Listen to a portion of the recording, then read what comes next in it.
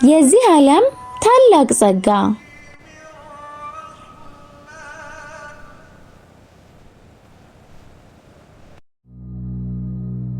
ይህ የቀልብ ዶክተር ድምጽ ነው። አልሐምዱሊላህ ታካሚዎቻችን የሚድኑ በእኛ ኃይል እንዳይመስሎት በአላህ ኃይል ብቻና ብቻ ነው።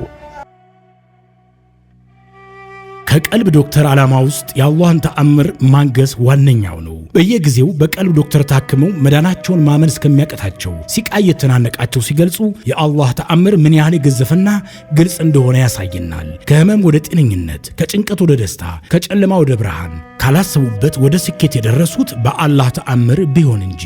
ልብ ለአላህ እጅ የሰጠና የተናነሰ ሲሆን ግልጽ ይሆናል። አላህም እንዲህ ይለናል፣ አላህን ትገነዘቡና በእርሱ ታምኑ ዘንድ በችሎታው ላይ ያስረጅ የሆኑ ግልጽ ተአምራቶችን ያሳያቸዋል። አልበቀራ። ኑ ባላህ ቃል ያላህን ተአምር እናግስ። ሕክምና ማግኘት ሲፈልጉ ይሄንን ሊንክ ይጫኑ።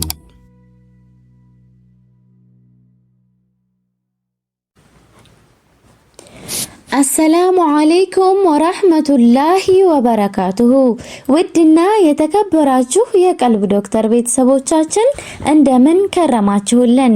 በያላችሁበት የአላህ እዝነት ጥበቃ አይለያችሁ። እንደተለመደው ዘወትር ማክሰኞ ወደ እናንተ የምናደርሰው የተለያዩ ኢስላማዊ ታሪኮችን፣ መጣጥፎችን፣ ትምህርቶችን ነው። ለዛሬም የዚህ ዓለም ታላቅ ጸጋን ወደ እናንተ ይዤላችሁ ቀርቤያለሁኝ። አዳዲስ ቤተሰብም ካላችሁ እንኳን ደህና መጣችሁ። ቻናላችንን ሰብስክራይብ በማድረግ ቤተሰብ ይሁኑ። ወደ ዛሬው ትምህርት እናምራ።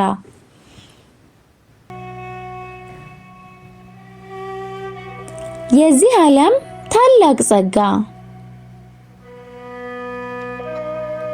ኃያሉ አላህ ስፍር ቁጥር የሌላቸውን ጸጋዎች ለሰው ዘር አጎናጽፏል። ሁላችንም እነዚህን የአላህ ጸጋና ትሩፋቶች ከማጣጣም ለአፍታም ተቆጥበን አናውቅም።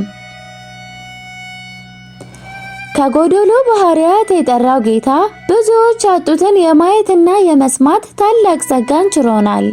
አእምሮን፣ ጤናን፣ ገንዘብን፣ ያለ ክፍያ ቤተሰብን ሰጥቶናል። ከዚህም አልፎ ተርፎ ፍጥረተ ዓለሙ ሁሉ እኛን ያገለግል ዘንድ ገርቶልናል። ፀሐዩ፣ ሰማዩ፣ መሬቱ፣ ፍጥረታቱ ሁሉ የእኛ አገልጋይ ተደርገዋል። የአላህንም ጸጋ ብትቆጥሩ አትዘልቁትም። አላህ በእርግጥም መሐሪና አዛኝ ነውና።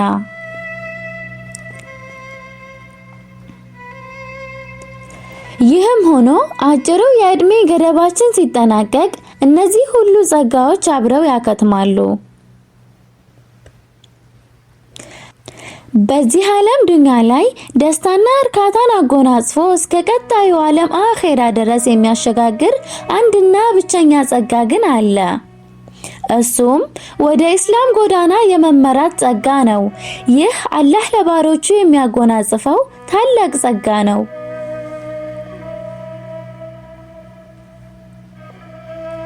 ይህ በመሆኑም ነው አላህ ከሌሎች ጸጋዎች አስበልጦ ይህንን ጸጋ ወደ ራሱ ያስጠጋው።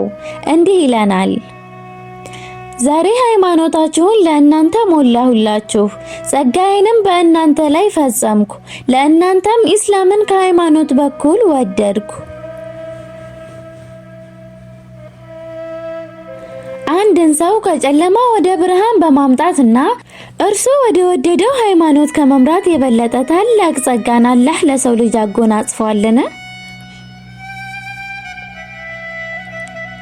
አላህ ለሰው ይህንን ጸጋ የቸረው በህይወት የተገኘንበትም ዋነኛ ዓላማ የሆነውን አላህን የመገዛት ተልእኮ በአግባቡ ያሳካ ዘንድ ነው።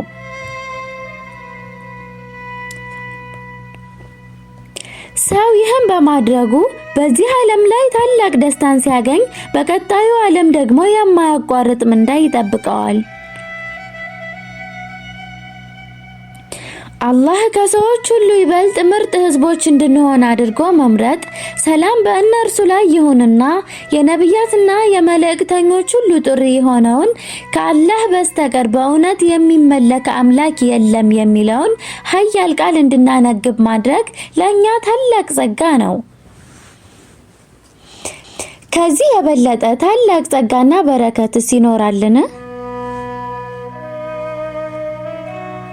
አንዳንድ አላዋቂያን ሰዎች ሙስሊም የሆኑት በፍጹም ፍቃዳቸው ብቻ እንደሆነ አድርገው በመቁጠር በነብዩ ሙሐመድ ሰለላሁ ዐለይሂ ወሰለም ላይ አጉል ለመመጻደቅ ሲዳዳቸው አላህ ተችቷቸዋል።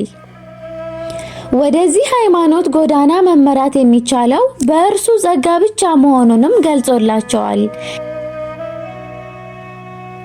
እንዲህ ይላል አላህ፣ በመስለማቸው በእስልምናችሁም በእኔ ላይ አትመጻደቁ፣ ይልቁንም አላህ ወደ እምነት ስለመራችሁ ይመጻደቅባችኋል። እውነተኞችን ብትሆኑ መመጻደቅ ለአላህ ነው በሏቸው። በእርግጥ የኃያሉ አላህ ጸጋ ብዙ ናቸው። እንደዚህም ሆኖ በስም ጠቅሶ ያወሳቸውና ለእኛ ያጎናጸፋቸውን አንድና ብቸኛ ጸጋ ወደ ኢስላም ጎዳና መመራት፣ እርሱን መገዛትና አንድነቱን በተግባር ማረጋገጥ ነው።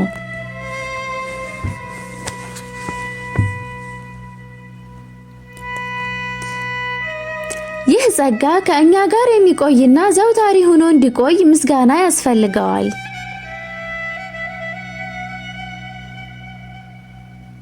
አላህም እንዲህ ብሏል፣ ጌታችሁን ብታመሰግኑ በእርግጥም ይጨመርላችኋል፣ ብትክዱም እቀጣችኋለሁ፣ ቅጣቴ በእርግጥም ብርቱ ነውና በማለት ባስታወቀ ጊዜ አስታውሱ።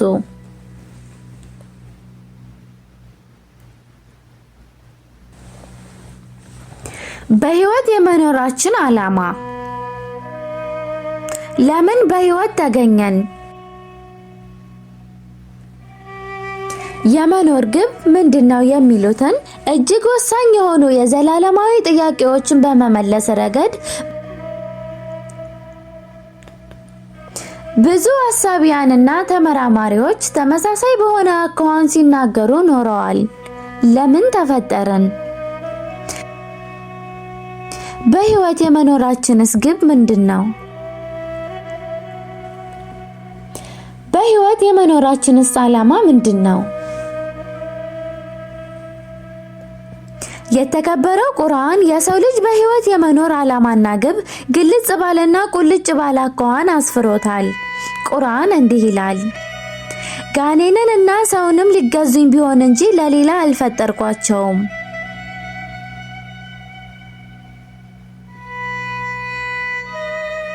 በዚህ ምድር ላይ በህይወት የመኖራችን ግንባር ቀደሙ ዓላማ አላህን መገዛት ነው።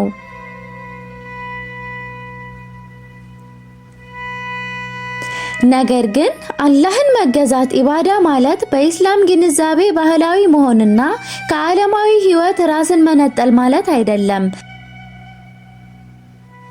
ይልቁንም ከሰላት፣ ከጾም፣ ከዘካ ጎን ለጎን የሚካሄዱ ስራ፣ ንግግር፣ ፈጠራ፣ የእርስ በእርስ ግንኙነት የመሳሰሉት ሌሎችም ዓለማዊ ተግባራት ሁሉ ዓላማን፣ ንያን እስካስተካከሉ ድረስ ኢባዳ አምልኮ ሊሆን ይችላል።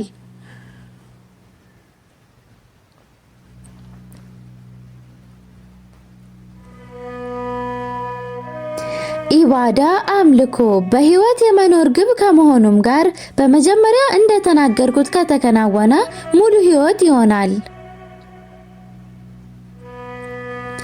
ሙስሊም በየህይወት እርከኑ የሚያከናውናቸው ተግባራት በሙሉ ኢባዳ ይሆናሉ። አላህ እንዲህ ይላል፣ ስግደቴ፣ መገዛቴ፣ ህይወቴም መሞቴም ለዓለማቱ ጌታ ለአላህ ነው በል።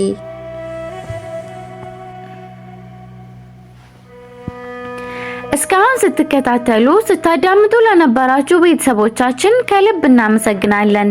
ሳምንት በሌላ ርዕስ እስክንገናኝ ወሰላሙ አለይኩም ወራህመቱላሂ ወበረካቱሁ።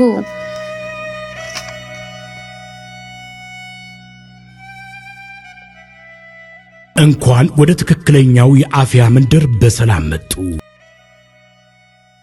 የቀልብ ዶክተር በሲህር፣ በጅን፣ በአይንናስ እንዲሁም የስነ ልቦና ጫና የደረሰባቸው የሰው ዘር ፍጥረታት በሙሉ ታክሞ የሚድኑበት ነው። ሕክምናው በቁርአን፣ ሕክምናው በአስካሮች፣ ሕክምናው በዱዓዎች በሰደቃ የሚካሄድ ሲሆን ነቢያዊ ሱናን በተመረኮዙ እጅግ ጥበብና እውቀትን ባካበቱ የሩቃ ዶክተሮች ይታከማሉ። እወቁ፣ ሕክምናው ሸሪዓዊ ብቻ ነው። አያምልጦት፣ እድሉን ይጠቀሙ። ባሉበት ሆነው ራስዎን ያክሙ። ሕክምና ማግኘት ሲፈልጉ ተከታዩን ሊንክ ይጫኑ።